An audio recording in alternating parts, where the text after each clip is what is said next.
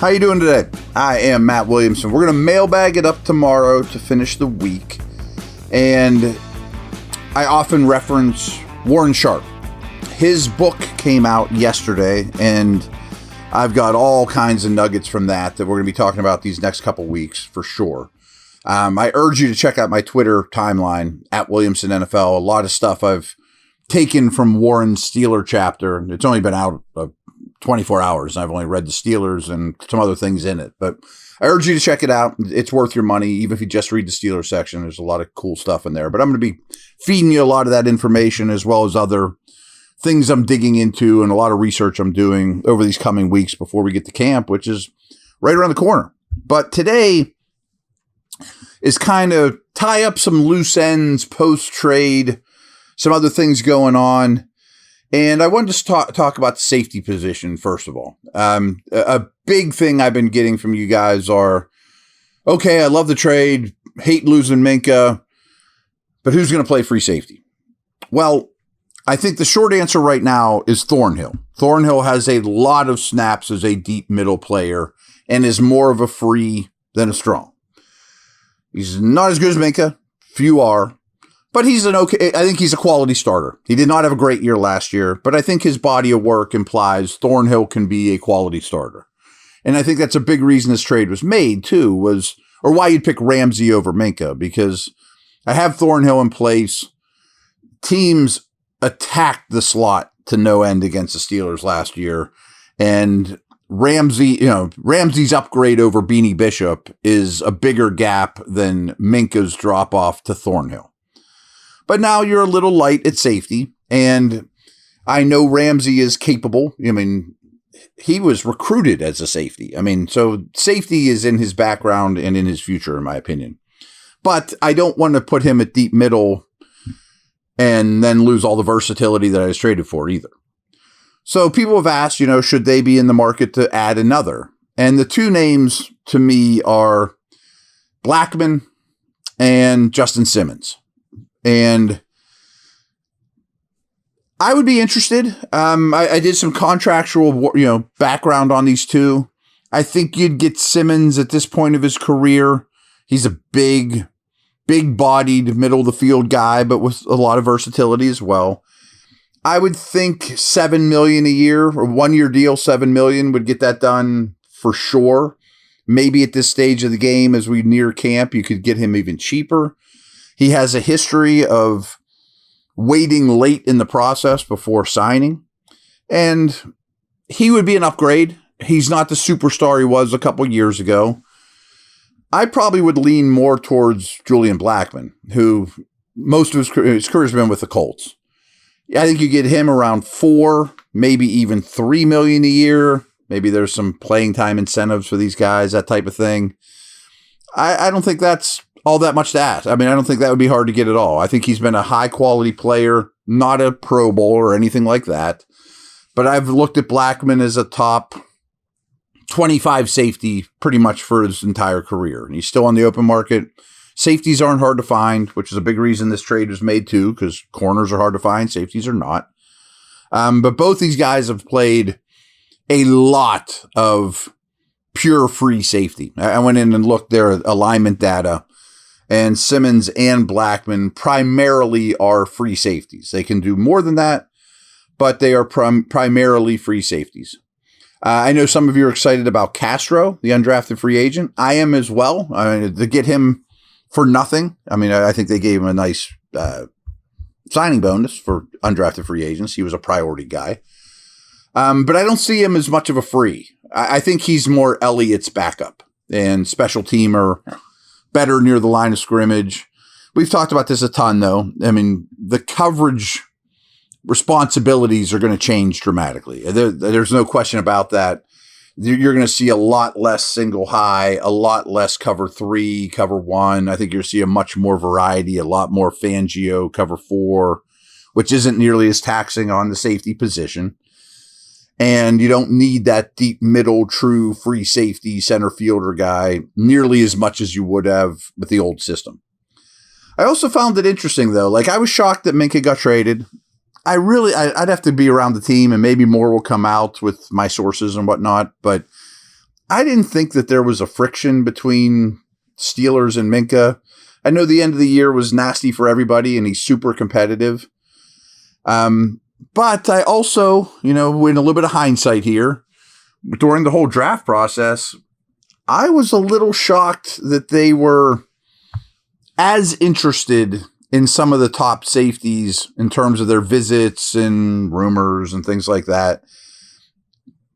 So maybe this has been something that they've been kicking around for a while, like Enyumare, the South Carolina safety that went in the first round, or ended up going second round, but he was first round borderline type guy. If the Steelers were going to get him, there was have to be a first round pick. Like, I never understood why they even entertained that, especially without a second round pick. But maybe they were looking for safety shakeup all along. I don't think that's crazy. BetOnline is the world's most trusted betting platform and your number one source for all your sports betting action. With baseball season in full swing, BetOnline has more ways to stay in the action with the latest odds, news, and scores, even live in-game betting while the games are being played. We keep the dog days of summer rolling with the largest selection of odds on everything. With updated odds on MLB, UFC, and boxing to tennis and NFL futures, BetOnline remains the best online source for all your sports wagering information. In between games, head over to the BetOnline Casino with all the top Vegas-style games, including poker and live casino. BetOnline, the game starts here.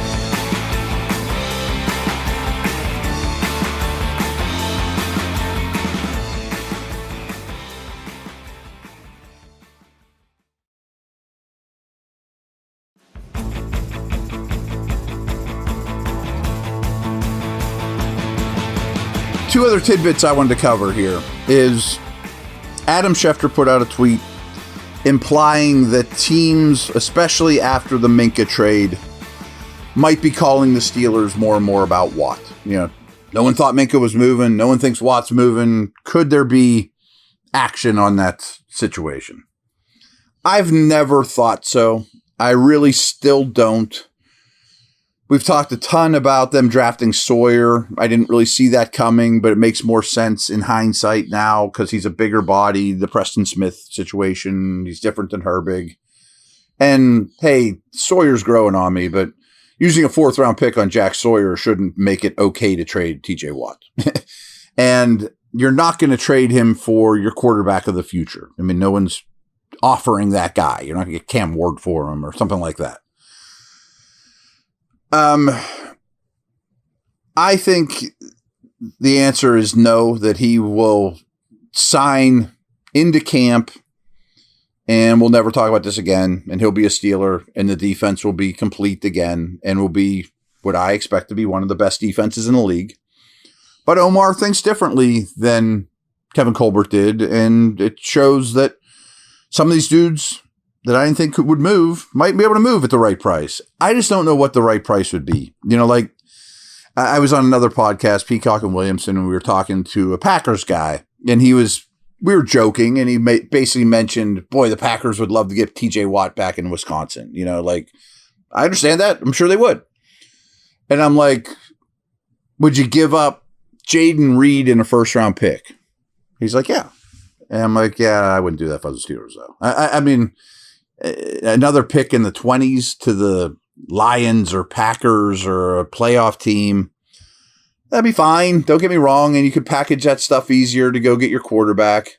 And Reed would be a very good number 2 or, something along those lines. But I just cannot figure out a situation where it adds up to me at all, to be honest with you, for where the Steelers are now. Which brings me to my next point is a lot of you, and frankly, a lot of local media, are using a lot of terms like, oh, Steelers pushed all their chips in the middle. They're in win now mode, which would imply you'd never let Watt go if you're in win now mode. And they're not wrong. Well, they're in win now mode. I mean, obviously, they think they have a chance to make noise and be a better football team than last year. They're not in rebuild mode.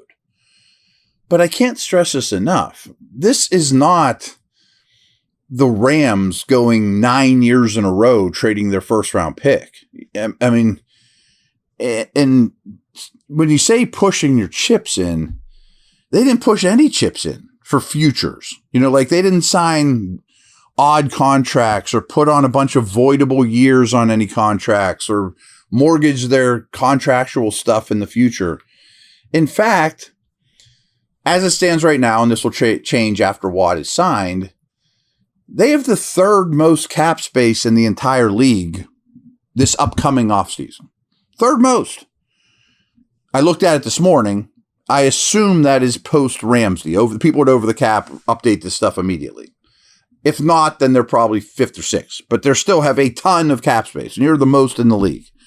And if you look at it 2 years from now, you can even do that on the site. They have the second most cap space for the offseason after the 2026 season. And as you guys all know, they have a ton of draft picks for next year. They're projected to have a first, a second, 3 thirds, 2 fourths, 2 fifths, 2 sixths, and a seventh, I think. All of which they're not going to use. So they didn't push any chips in. I mean, I don't know if Rodgers and Hayward, I know Rodgers, but Hayward and some of these older guys are going to be part of the team when the quarterback is taken next year and he starts to hit his stride. But the fact is, they have all these resources for the future.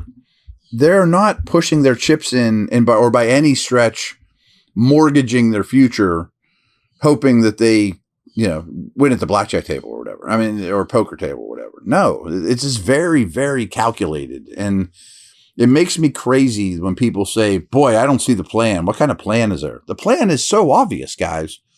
And this is very understandable. And we're all guilty of this because I'm 52 years old and I've seen 3 head coaches and 1 ownership group, and GM changes aren't very common.